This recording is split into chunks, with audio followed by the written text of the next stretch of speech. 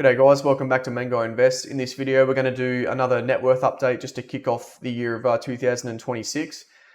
This is broken up into the share portfolio, what you can see on the screen here.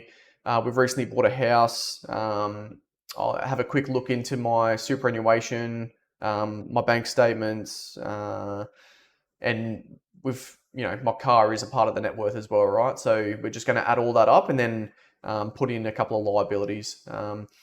But yeah, so this is the share portfolio. If you guys have been watching the channel for quite some time, you'll know what I invest in. I'll just show you that right now. But we've got one company in the Australian share market, FMG, just a mining company.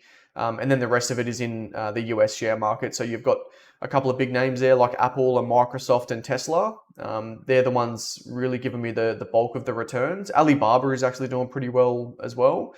But apart from that, it's just a range of ETFs. So we've got JetQ, Realty Income Corporation, SCHD, and QALD. And we've got a couple of yield max ETFs like Coney, Misty, and MRNY.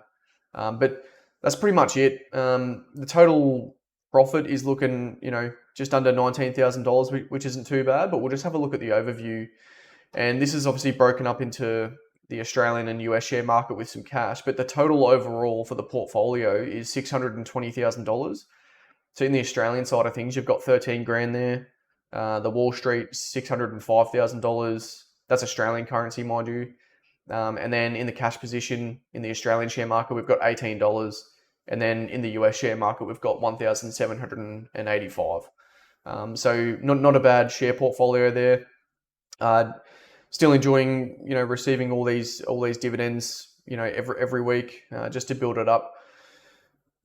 But yeah, I don't think we'll get to $1 million anytime soon. I haven't really been investing any more money into this. We've just recently bought a house, so most of the money or my cash is really gone into the mortgage. So it's a little bit hard to contribute both to the mortgage and to the share market.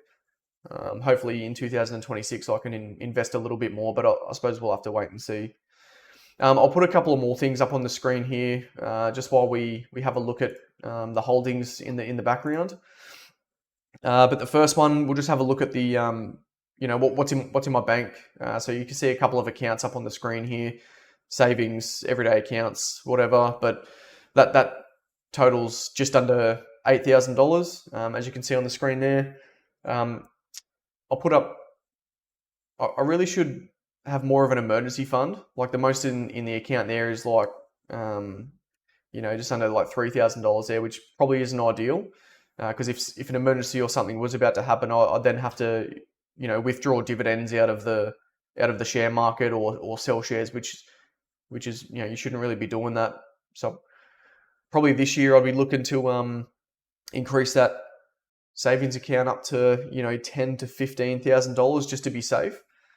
But again, that's, $10,000 to $15,000 of money that isn't working for you, which is kind of annoying, but I suppose it is fairly important. But that's pretty much the bank account there. The next thing is the superannuation is looking at $322,000, which is pretty huge. I've been working for over 11 years now. I put in the absolute bare minimum of super, from what I have to. I feel like, a lot of people contribute heaps and heaps into their super, but I would rather, have sole responsibility of as much cash as I could, so then I can choose to invest it how I want to. We all know that super invest in ETFs and shares anyway, so I kind of would like to have a little bit more control over that. But yeah, the super balance, I'm pretty happy with that, looking pretty good. For me being, 32 years old, or 33 this year in September, but it's looking pretty healthy at this stage. The car, I've just got a 2016 Kia. I think it's roughly sitting at like $10,000 if I was to sell it today. So that'll get added to the net worth. But the big one is the house. We've only recently purchased it, and we've had a look on, realestate.com, and we've seen, the median house net worth, or, houses around our area, and we've seen what they're worth on the market. And we're looking at, 800,000 to 850, but we've gone the more conservative approach, and we're sort of valuing it at $750,000. So when we add all that together, the net worth is looking, just over, 1,700,000, which pretty happy with that. And now we're moving on to liabilities. Now, the only liability that I have is the home loan. So we've got $643,000 left on the loan. We put over $100,000 deposit on the house.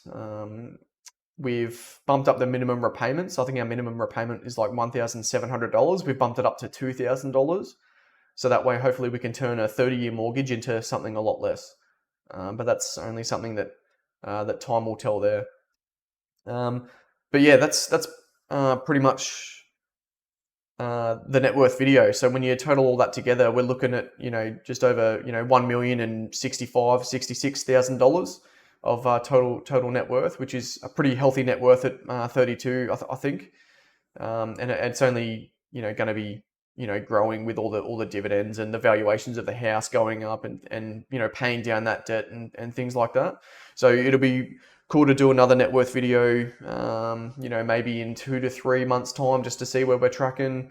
And then we can see if we've made any improvements or if we're going backwards, just to see what the share market does, because that is the bulk of my portfolio. So if anything happens in the share market, that's going to be the thing to increase or decrease the net worth. But yeah, as always, guys, thanks for subscribing to the channel and liking the videos. It really helps out. And I'll catch you in the next one.